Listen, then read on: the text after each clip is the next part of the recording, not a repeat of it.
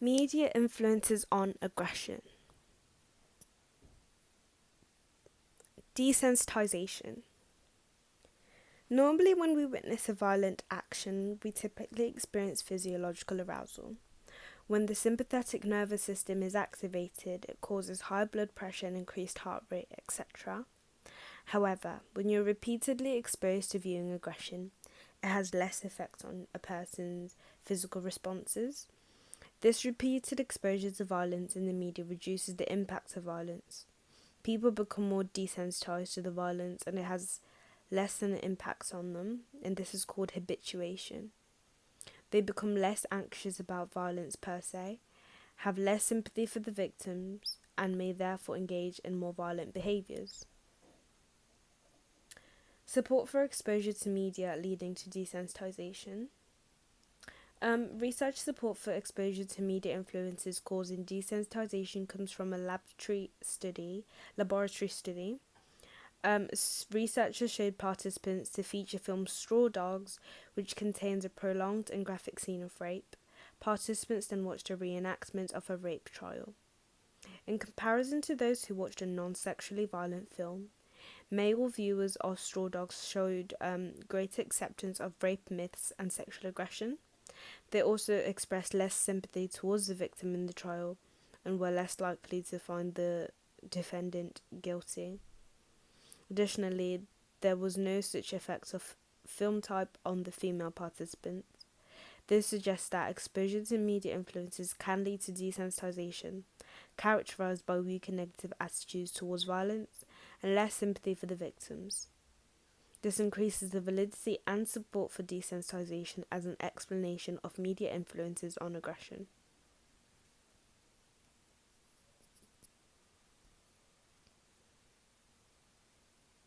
Real-life application. A weakness of this research is that the results may have been due to an alternative variable rather than desensitization. It's possible that the participants responded in the way that they did due to being able to identify more with the one who is of the same gender as them. For example, male participants may have identified more with the male defendant, thus expressed less sympathy towards the female, which is the victim. However, this research has real-life implications in the justice system, as it means that having a jury with lots of males in such cases as rape trials may mean that justice isn't served for female victims. This increases the appropriateness of this research as it can help to aid changes in the justice system.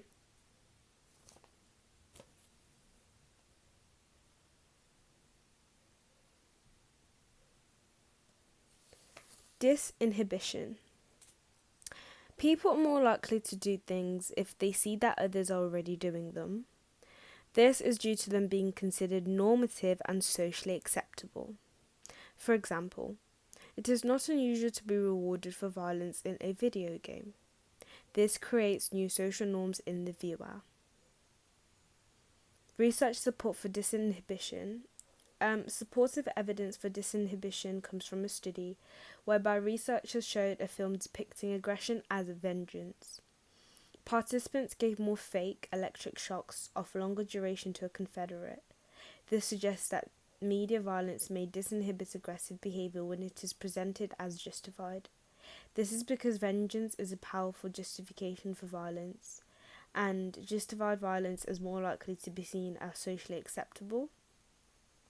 This increases the validity of the disinhibition concept because it demonstrates the link between the removal of social constraints and subsequent aggressive behaviour, at least in the case of justified aggression.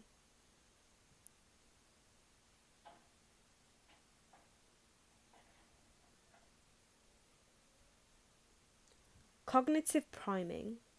Cognitive priming is when a repeated experience of aggressive media provides us with a script about how violent situations may play out. Researchers argue that this script is stored in our memory, so we become primed to be aggressive. This is an automatic response because the script can direct our behaviour without us being aware of it. The script is triggered when we encounter cues in a situation that we perceive as aggressive.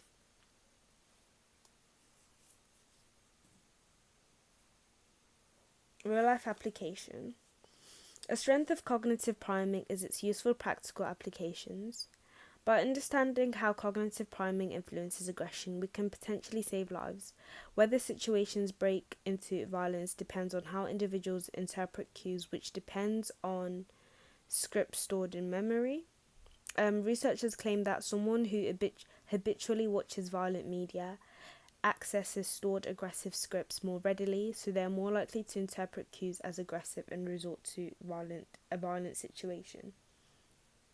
This raises the possibility that effective interventions could reduce aggressive behavior by challenging hostile cognitive scripts and encouraging habitual violent media users to consider alternatives such as humor.